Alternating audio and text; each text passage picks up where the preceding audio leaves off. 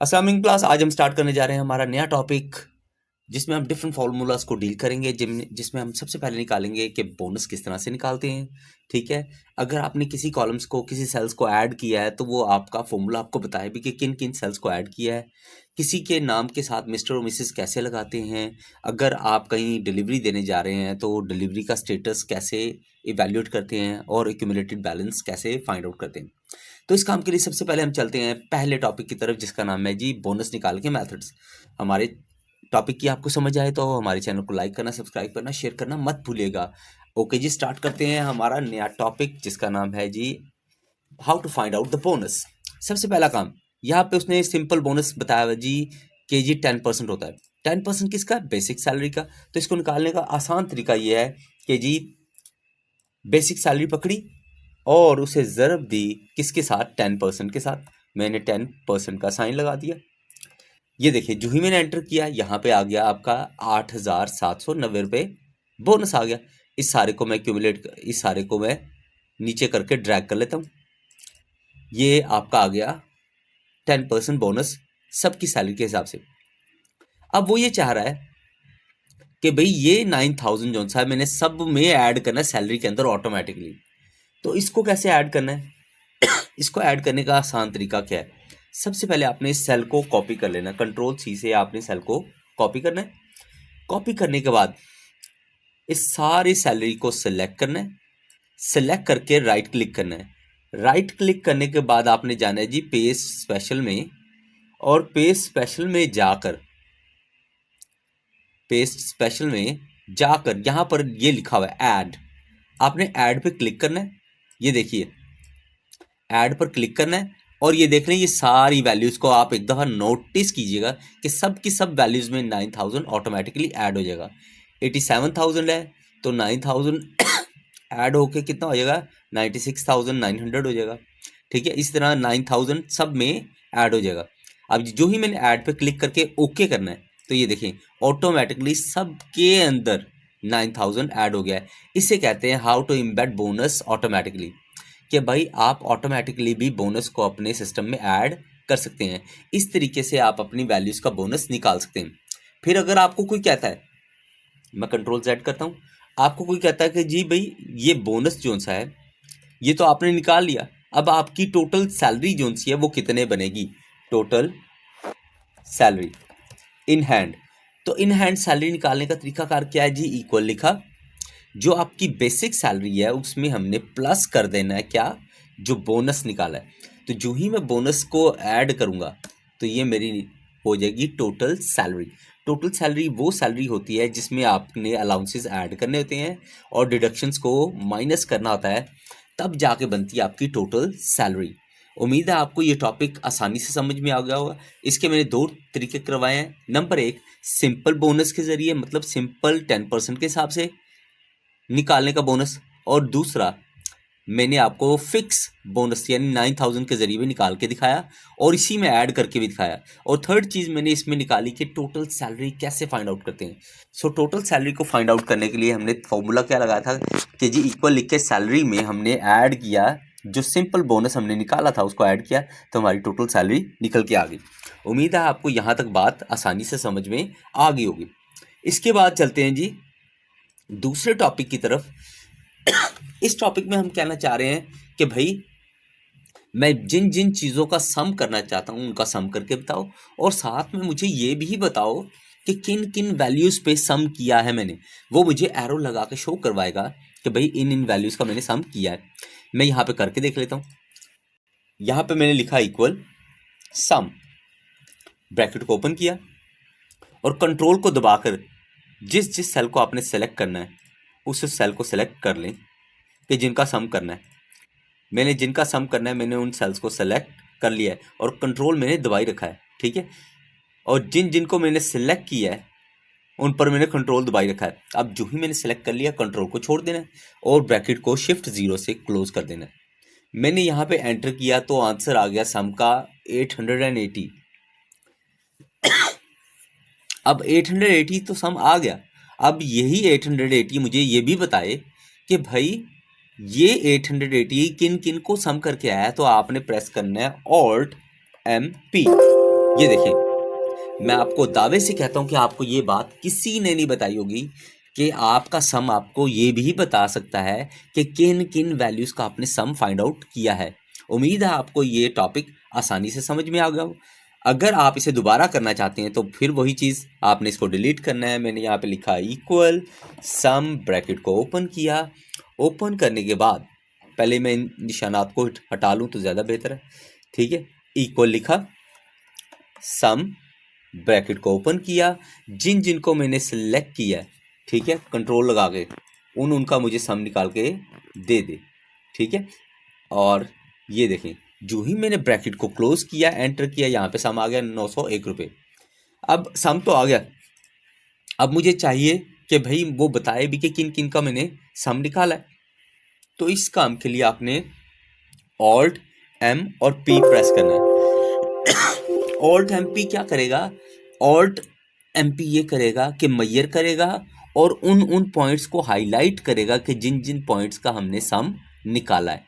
देखिए, जिसको मैंने पूरा सेलेक्ट किया था उसने उसको पूरा शो करवा दिया है, और जिसको मैंने एक एक करके सेलेक्ट किया वहाँ पे डॉट लगा दिए, ताकि आपको वाजे तौर पे पता चल जाए कि किन किन को ऐड करने से हमने ये सम निकाला है। उम्मीद है आपको ये टॉपिक बहुत आसानी से समझ में आ गया होगा। अगर मेरा टॉपिक आपको समझ में आता है तो मेरे चैनल को लाइक करना, सब्सक्राइब करना, शेयर करना मत भूलिएगा।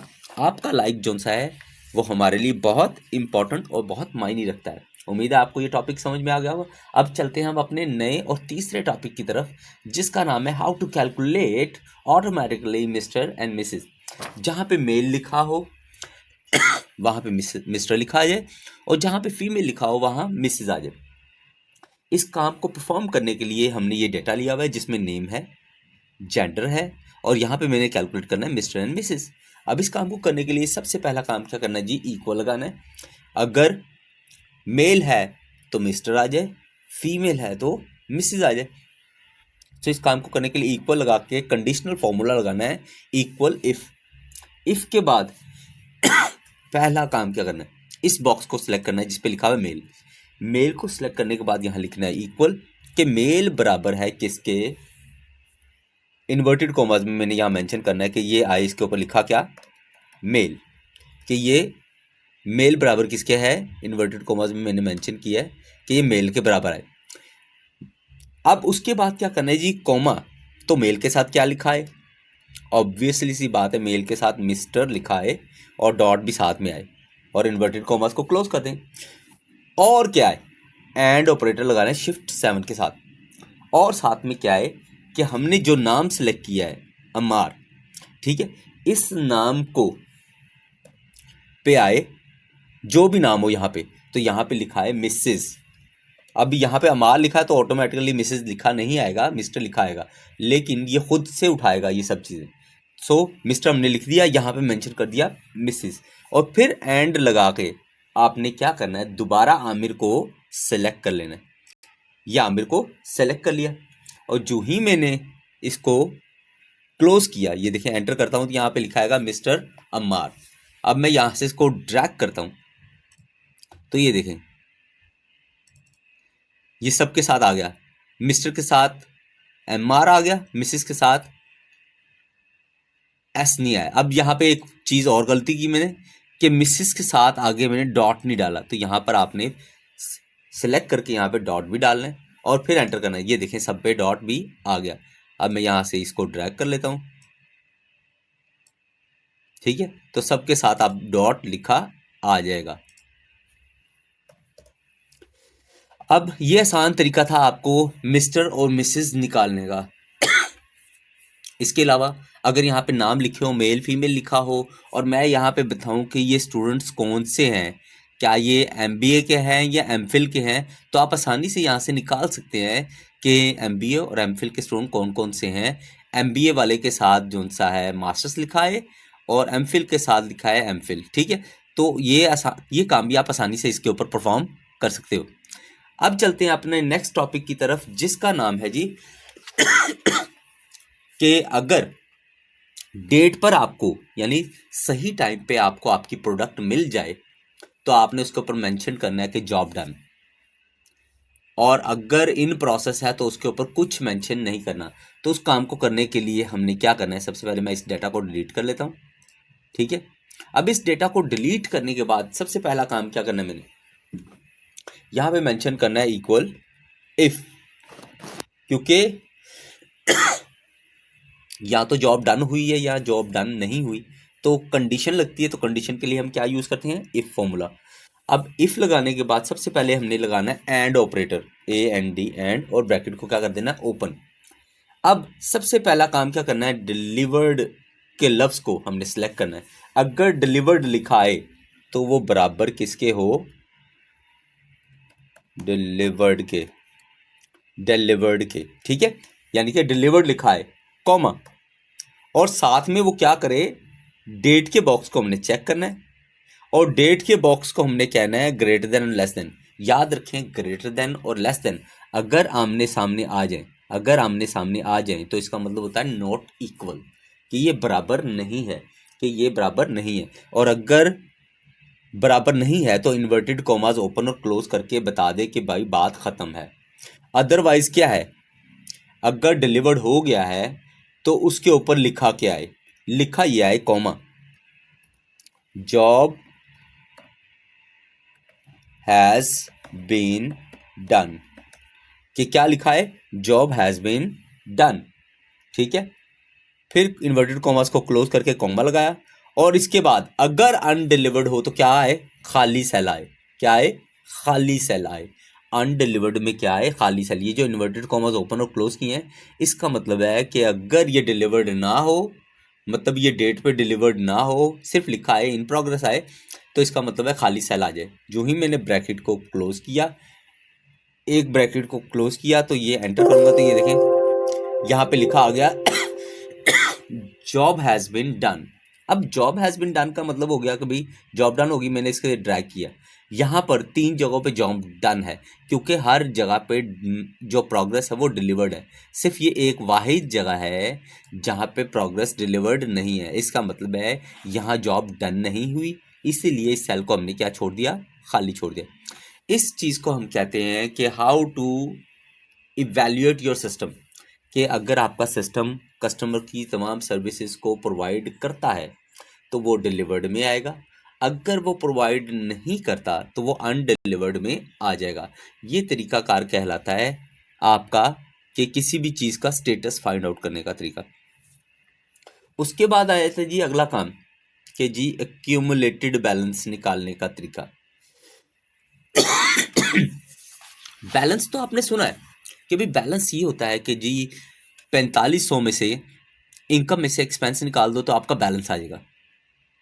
फिर ये क्यूमुलेटेड बैलेंस क्या होता है, आपने अगर इंटर में कभी पढ़ा हो तो फ्रीक्वेंसी पढ़ी थी, जिन्हें टैली मार्क्स का नाम दिया गया था।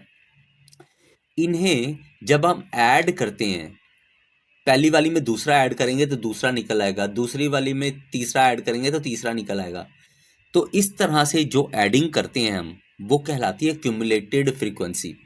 तो क्यूमुलेटेड बैलेंस क्या है कि बीजी at the end of the day हमारा क्लोजिंग बैलेंस कितना रह गया है, at the end of the day हमारा क्लोजिंग बैलेंस कितना रह गया है, मतलब सारे खर्चे निकाल के हमें कमाई कितनी हुई है, that is known as accumulated balance. अब इसको निकालने का तरीका क्या है, एक्यूमुलेटेड बैलेंस को निकालने के लिए सबसे पहला काम आपने क्या करना है, सबसे पहला काम करना है जी आपने इक्वल लिखना है, सम लिखना है, और ब्रैकेट को ओपन कर देना है।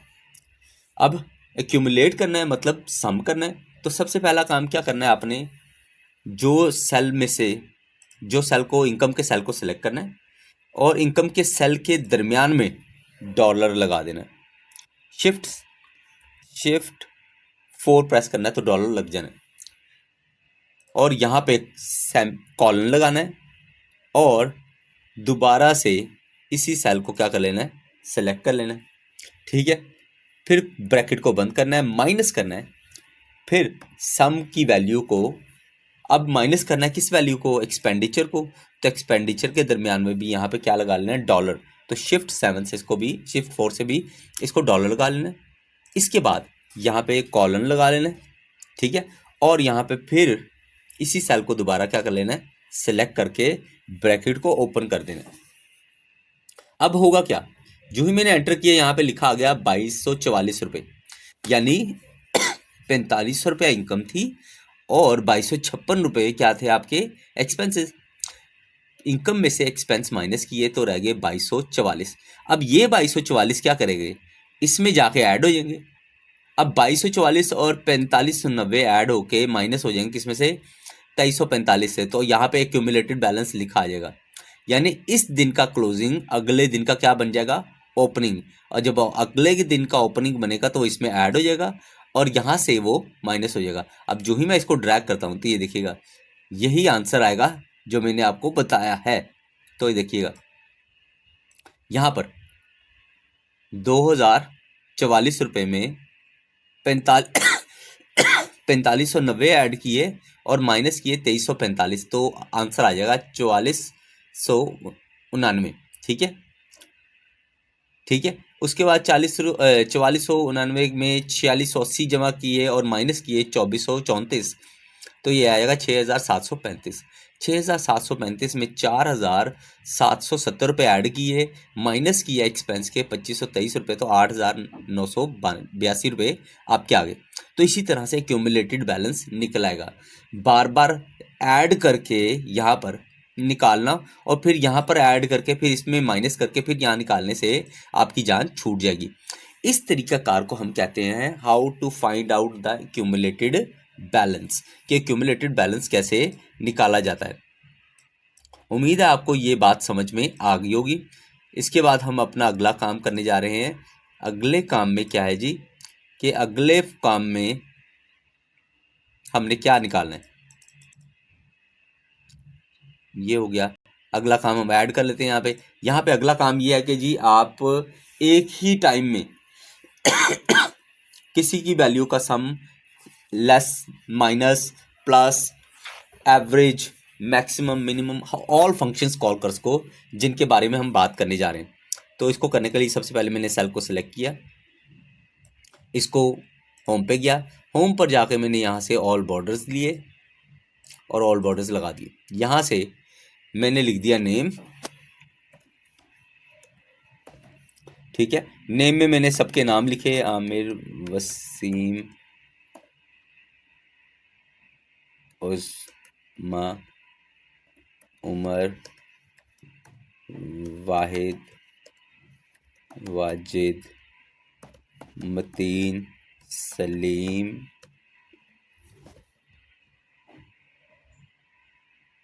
उस्मान, ठीक है। अब ये नाम लिख दिए मैंने। यहाँ पे मैं लिख रहा हूँ कि जनवरी, फरवरी और मार्च, ठीक है। यहाँ पे हमने इसकी तमाम की तमाम निकालनी है सेल्स। अब इस काम को निकालने के लिए यहाँ पे मैंने लिखा सब सारे फॉर्मूलों का सारे सेल्स को सिलेक्ट किया, इक्वल लिखा और यहाँ पे लिखा रैंड बिटवीन, कहाँ से कहाँ तक, 50,000 से 75,000 के दरमियान का डेटा लिखना है। इसने रैंडमली लिख दिया 52,999। मैं यहाँ से इसको ड्रैग कर लेता हूँ और यहाँ से नीचे तक ड्रैग कर लेता हूँ और इस सारे सेल को सेंटर में कर लेता हूँ, ठीक है। अब यहाँ पर अगर आप वाज़े तौर पे देखें तो ये सारा डाटा मैंने सेंटर में कर दिया, ठीक है। अब ये सारा डाटा सेंटर में करने के बाद मैं इसको हाईलाइट कर देता हूँ कंट्रोल बी से बोल्ड करके और यहाँ से कलर दे देता हूँ हाईलाइटेड का। अब ये पहला काम अपने करना क्या है, वो कहता है जी आपने सारे सेल्स को सेलेक्ट कर लेना है, ठीक है। सेलेक्ट करके कंट्रोल टी दबाना है। इस काम को करने से पहले मैं आपको एक बात बता दूं, ये वैल्यूज जो मैंने निकाली हैं रैंडमली, ये चेंज होती रहती हैं, इसलिए इसे चेंज होने से बचाने के लिए क्या करना है, राइट क्लिक करना है, सॉरी इसको चेंज होने से बचाने के लिए कंट्रोल सी करके कॉपी करना है, राइट क्लिक करना है, पेज स्पेशल के ऊपर यहाँ लिखा हुआ है वैल्यूज, वैल्यू पर क्लिक करना है और ये वैल्यूज फिक्स हो जाएंगी। एस्केप दबाकर इस सिलेक्शन को खत्म करना है और यहाँ से सारे सेल्स को क्या कर लेना है, सेलेक्ट करना है, कंट्रोल टी प्रेस करना है। अब कंट्रोल टी का काम क्या होता है जी, टेबल क्रिएट करना होता है। तो टेबल क्रिएट करने के लिए हमने इसके हेडर्स को क्लिक किया और ओके किया, ये टेबल क्रिएट हो गए आ गए। मैं इनके कलर्स को चेंज कर देता हूँ, ठीक है। उसके बाद अगला काम क्या है जी, टेबल्स क्रिएट हो गए, यहाँ से जो ही मैंने इसके कंट्रोल टी करके टेबल क्रिएट किए, टेबल क्रिएट हो गए। अब यहाँ से पहले कंट्रोल जेड कर लेता हूँ ताकि दोबारा टेबल क्रिएट करके आपको दिखा दूँ। सारे को सेलेक्ट किया, सेलेक्ट करके कंट्रोल टी प्रेस किया, कंट्रोल टी प्रेस करने से टेबल को क्रिएट किया। टेबल को क्रिएट करने के बाद वो कह रहा है जी कि हमारे टेबल डिज़ाइन के अंदर ही ये जो टेबल स्टाइल है इसके अंदर हमने टोटल रोज को सिलेक्ट कर लेना है। और यहाँ से अब आप देखिएगा कि मैं जो ही इस सेल पे क्लिक करता हूँ, मैं चाहूँ तो सम स्टैंडर्ड डेविएशन निकाल सकता हूँ इसका, मैं चाहूँ तो यहाँ से इसका एवरेज निकाल सकता हूँ, वेरिएबल्स निकाल सकता हूँ, यहाँ से चाहूँ तो मैं इसके काउंट नंबर्स निकाल सकता हूँ।